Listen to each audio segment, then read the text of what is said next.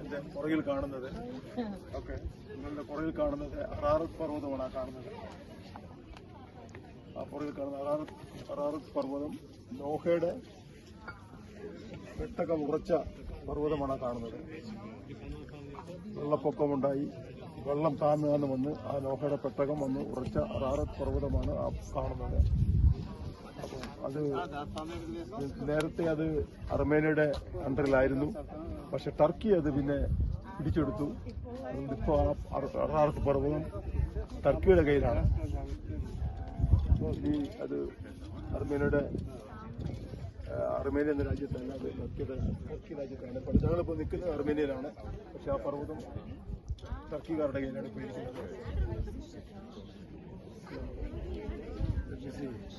This is a historical place here. Okay,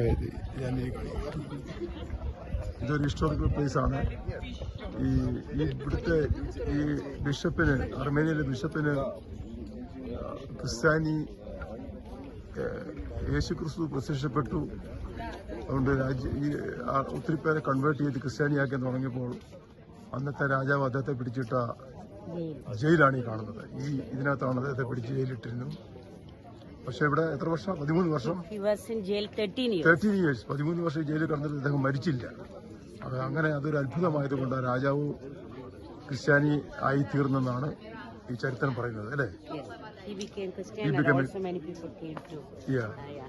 അങ്ങനെ ഇത് first Christian country Armenia, one of the first Christian country whole world. ലോകത്തിലെ ആദ്യത്തെ Christian രാജ്യമാണ് ഈ Armenia. Gregorios. So അദ്ദേഹത്തെ ഇട്ടിരുന്ന ജയിലാണ് ഈ കാണുന്നത്.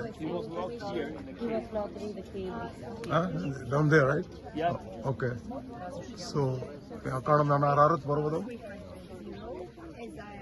നോഹയുടെ പെട്ടകം കുറിച്ച് അറാറത്ത് പർവ്വതമാണ് കാണുന്നത്. ഇപ്പോൾ അത് അർമേനിയയിലല്ല, ടർക്കിയുടെ കയ്യിലാണ്.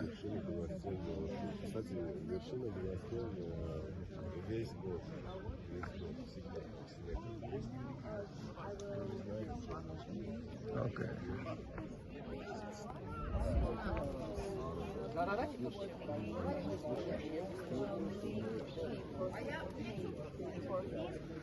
And he was there for years. How many years?